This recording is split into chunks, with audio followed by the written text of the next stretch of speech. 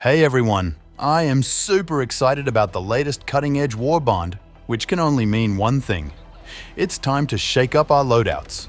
I've recently gotten my hands on the Punisher Plasma, and despite its quirks, I've completely fallen for it. On its own, it's a pretty solid choice, though not without its imperfections. However, pair it with the right loadout, it transforms into an absolute monster. Here at Insightful Gaming, we're all about giving you the tools and tactics to turn the tide of battle.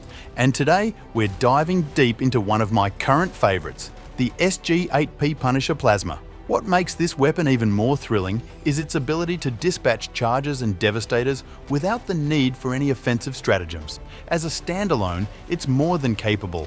But when we synergize it with the ideal stratagems and armor, it evolves into something legendary.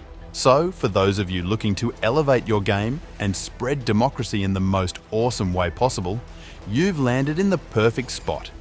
If you find this guide useful, do us a huge favor and smash that like button and subscribe for more Helldivers action.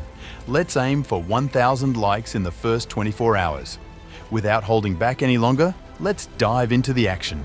Alright, let's get down to brass tacks and discuss the basics.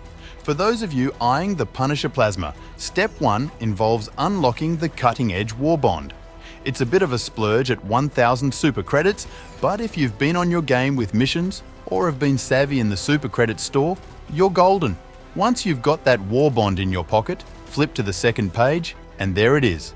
The Punisher Plasma, yours for the taking for 60 medals. Let's dive into what makes the Punisher Plasma tick. It boasts a base damage of 100, can hold 8 rounds, kicks back with a recoil of 110, and has a fire rate of 80. Now, rattling off stats like that might sound impressive, but they don't really capture the essence of this beast. It's the explosive trait that sets it apart.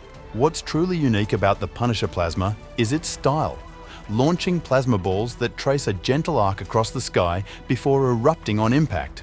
This is the second plasma-based primary introduced in the game, following the formidable Scorcher. It's natural to stack them side by side for comparison. Both dish out the same damage, both end with a bang, though the Scorcher has a larger magazine. So, what gives the Punisher Plasma the edge? Its explosions. They're significantly more formidable, inflicting greater explosive harm and featuring an expanded blast range capable of eradicating several non-armored adversaries in a single strike. Both are good weapons, just different playstyles. Additionally, just like the Scorcher, it possesses the ability to breach armor, directly diminishing health. This distinct dynamic within the game, when leveraged effectively, can be extraordinarily devastating. However, it's not a weapon without its quirks.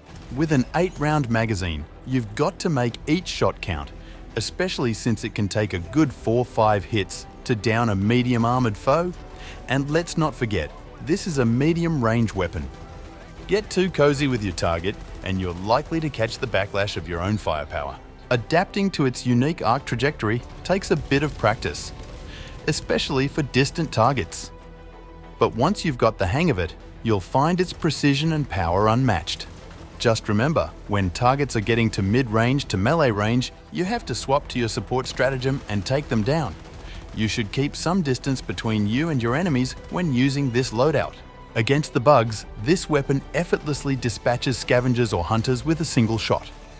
Engaging warriors or stalkers might require 3-4 shots for a takedown. The real spotlight, however, is on charges.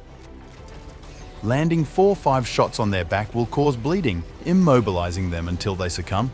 Targeting a damaged leg armor? 3 hits should do the trick. Shooting directly at the ground before them with 4-5 shots promises effectiveness as well. On the robot front, the Punisher Plasma efficiently deals with all robots up to Devastators.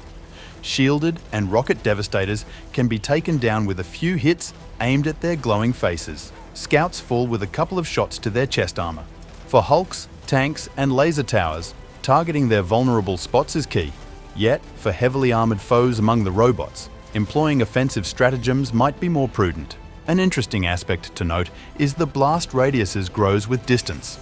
A 10-feet shot results in a smaller explosion compared to one made at 100 feet. This tactical feature sets it apart, offering innovative ways to handle enemy swarms.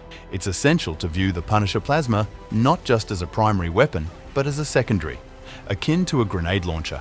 For lower tier adversaries like warriors, the support stratagem is preferable, while the Punisher plasma shines against tougher foes like brood commanders or chargers. For alternative, consider the Scorcher or Sickle, which I've covered in another video accessible via the link at the top right of this video. For our secondary, I'm bringing along the trusty Redeemer. Opting for semi-automatic fire lets me conserve ammo without sacrificing firepower. As for our grenades, we've got the latest stun grenades found on the second page of the new Warbond. I'm a huge fan of these grenades. They're a perfect match for our setup. When you encounter a charger, toss one of these stunners right in front of them. Then lay into them with your plasma Punisher aimed at the ground before them and watch as they go down in 4 or 5 shots. These grenades really expand your tactical choices against heavy hitters. The same strategy applies when facing off against a tank or a Bile Titan. A well-placed grenade stuns them solid. Alright, so we've figured out that the Punisher plasma isn't exactly our best friend in close quarters, thanks to its splash damage making things a bit tricky. Plus, we've got to figure out a solid plan for taking down hunters and keeping them at bay, not to mention dealing with other small, non-armored nuisances. To kick things off, we're going to pair our Punisher plasma with a support weapon. And oh boy, do we have some sweet options to choose from. First up, there's the M105 Stalwart, which is just a beast when it comes to clearing out adds and those non-armored targets. Then we've got the Arc Thrower. Talk about efficiency with its unlimited ammo, taking down multiple non-armored targets in a single blast. Or, if you're like me and have a soft spot for classics, the Flamethrower is always a top pick. Seriously, each of these options rocks in its own way. Moving on to our next stratagem, the Guard Dog Rover. This little buddy is a game changer, especially for keeping those annoying hunters and other small, non-armored bugs off your back. It zips around, unleashing a relentless laser that not only hits hard, but also slices through armor. I'm a big fan of this stratagem, and when you're up against robots, pairing it with the shield backpack is a move I highly recommend. Next up, we've got the Eagle Airstrike for our third stratagem, and let me tell you, it's a personal favorite. This thing is versatile as heck. Perfect for wiping out multiple bug holes, and even better, sealing them up for good. It's just as effective against the robots too. A single strike can take out those pesky fabricators. I absolutely love using the airstrike to deal with a rush of bugs heading my way. It can even seriously dent a Bile Titan or outright eliminate a tank. Plus, it comes with 3 charges and you can rearm to get those charges right back. But here's where it gets even cooler. With the right ship upgrades, this airstrike turns into something fearsome. Starting with the liquid ventilated cockpit slashes your Eagle stratagem cooldown by half. Throw in the pit crew hazard pay to reduce rearm time by 20%. And don't overlook the expanded weapons bay, adding an extra usage to your Eagle stratagem. With these tweaks, you're practically ruling the battlefield. And for our fourth stratagem, we're bringing out the big guns with the 500 kilo bomb. This thing is a beast. Dropping it feels like you're unleashing a nuke, and the visuals? Absolutely jaw-dropping. Initially, it comes with 1 charge, but fully upgrade it and you get 2. You can even rearm after using it, getting those 2 charges back. It's brilliant for obliterating buildings, hordes of enemies, and is especially potent against Bile Titans or tanks. Airstrike and 500 kg bomb is a great combo, which in total gives us 5 strikes to spread the democracy. Moving on, let's chat about what kind of armor we're rocking in this loadout. We're going to lean towards either light or medium armor here. It strikes that perfect balance between giving you enough protection and keeping you agile. Now, for perks, my current favorite for squaring off against bugs is rocking an armor with the extra padding perk. This setup hooks you up with a solid 150 armor rating, matching what heavy armor offers, but without the drag on your speed. If you're looking for alternatives, the Scout and Engineering Kit perks are also top-notch picks. The Scout perk makes you 30% less visible to enemies and even allows you to spot them on the map with a quick ping. And the Engineering Kit? It's like the cherry on top.